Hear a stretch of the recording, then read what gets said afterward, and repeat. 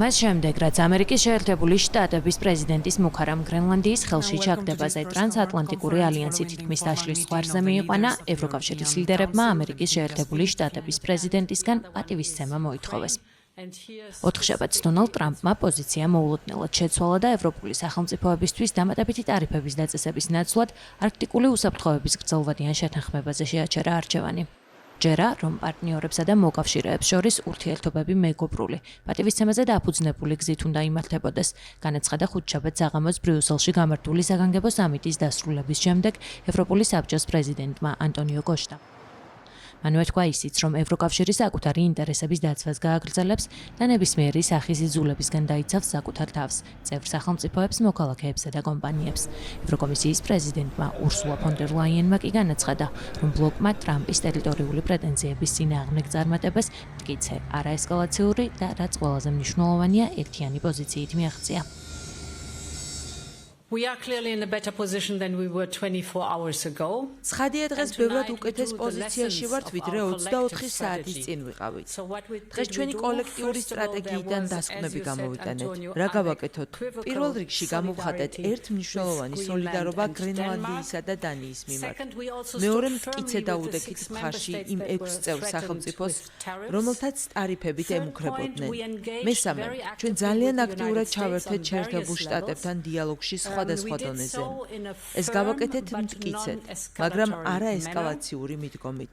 და მეოთხე, ჩვენ კარგად ვართ მომზადებული საპასუხო სავაჭრო ზომებითა და არასატარიფო ინსტრუმენტებით იმ შემთხვევაში, თუ ტარიფები დაწესდებოდა. რომ შევაჯამოთ, ჩვენ ვიმოქმედეთ 4 ძირითადი პრინციპით: სიმტკიცე, ჩართულობა, მზადყოფნა და ერთიანობა.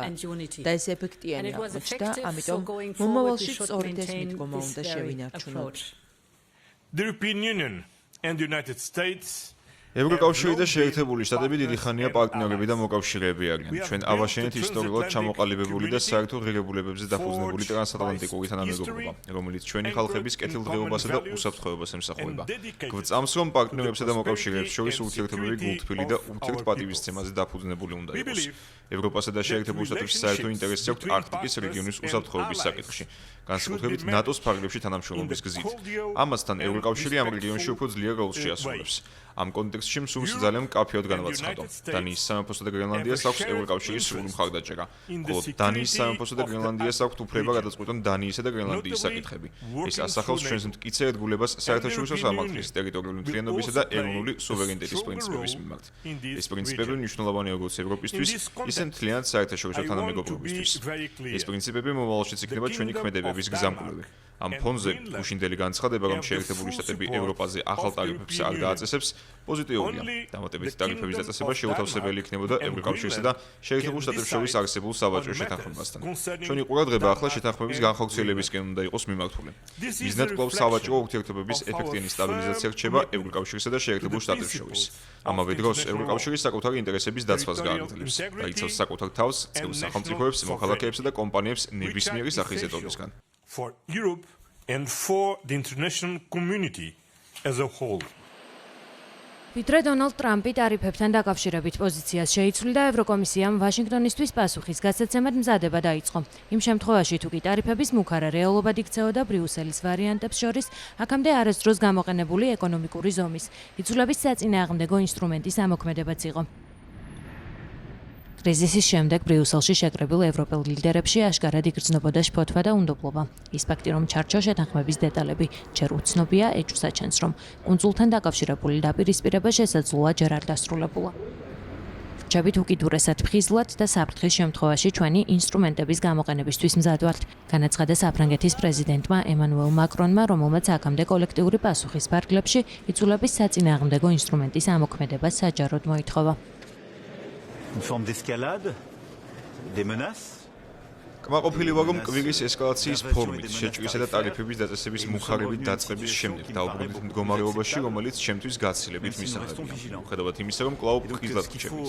აქედან გამომდინარე დასკვნა ერთია, როდესაც ევროპა ერთიანად რეაგირებს და საფრთხის პირობებში ხელთაღსებულ ინსტრუმენტებს იყენებს, მას პატივს სცემენ. და ეს ძალიან კარგი რამაა.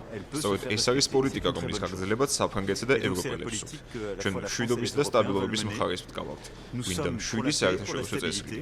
და როდესაც გვემუქრებიან, თან როცა რომელიმე ჩვენგანი ზეწოლისა და შეზღუდვების წინაშე დგება, ბუნებრივია სოლიდარობა ნორმალური, რათა ჩვენს ხელთ არსებული ინსტრუმენტების გამოყენებით ჩვენდამი პატივისცემა უზრუნველყოფილი იყოს. სწორედ ეს მოხდა ამ დღეში.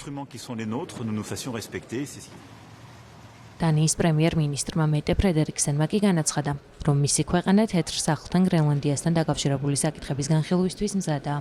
ხოლო კითხვაზე შეუძლია თუ არა ტრამპის მუქარის შემდეგ კვლავ ენდოს ამერიკის შეერთებულ შტატებს, ფრედერიკსენმა უპასუხა, რომ მხარეებმა მუქარების გარეშე უნდა ითანამშრომლონ. When Europe is not divided, when we stand together, როცა ევროპა გაყოფილი არ არის, როცა ერთად ვდგავართ მკაფიოდ და ძლიერად, მათ შორის საკუთარი თავის დაცვის თვალსაზრისითაც, შედეგებიც აშკარაა. ვფიქრობ, ბოლო რამდენიმე დღისა და კვირის განმავლობაში რაღაც მნიშვნელოვანი ვისწავლეთ და ახლა, რა თქმა უნდა, გამოსავლის პოვნა გვსურს. არსებობს ერთი საკითხი, რომელიც ნატოს უკავშირდება. ჩვენ ალიანსს ვთხოვეთ უფრო მეტად იყოს წარმოდგენილი არქტიკის რეგიონში. და ვფიქრობ, ამას ყველა ეთანხმება. როგორც არქტიკის სახელმწიფოები, ისე სხვა წევრი ქვეყნები თანხმდებიან, რომ გვჭირდება ნატოს მუდმივი ყოფნა არქტიკის რეგიონში, მათ შორის გრენლანდიის გარშემო. შემდეგ კი უფრო ტრადიციული, პოლიტიკური და დიპლომატიური გზებით განვიხილავთ დანიის სამეფოსა და ამერიკის შეერთებულ შტატებს შორის არსებულ ორმხრივ ურთიერთობებს. თქვენ წითელ ხაზებზე მკითხეთ. ისინი გვაქვს. რა თქმა უნდა, ყველასთვის ნათელია, რომ ჩვენ სუვერენული სახელმწიფო ვართ და ამაზე მოლაპარაკების წარმოება შეუძლებელია, რადგან ეს დემოკრატიის ფუნდამენტური ღირებულებების ნაწილია. თუმცა ცხადია, ამერიკის შეერთებულ შტატებთან არქტიკის რეგიონში უსაფრთხოების თვალსაზრისით თანამშრომლობის გაძლიერება შეგვიძლია განვიხილოთ. დავოსში მსოფლიო ეკონომიკურ ფორუმზე სიტყვით გამოსვლისას დონალდ ტრამპმა განაცხადა, რომ გრენლანდიაში სამხედრო ძალას არ გამოიყენებს, თუმცა მას არაერთხელ უთქვამს, რომ greenlandia ნებისმიერ შემთხვევაში ამერიკის შეერთებული შტატების იქნება.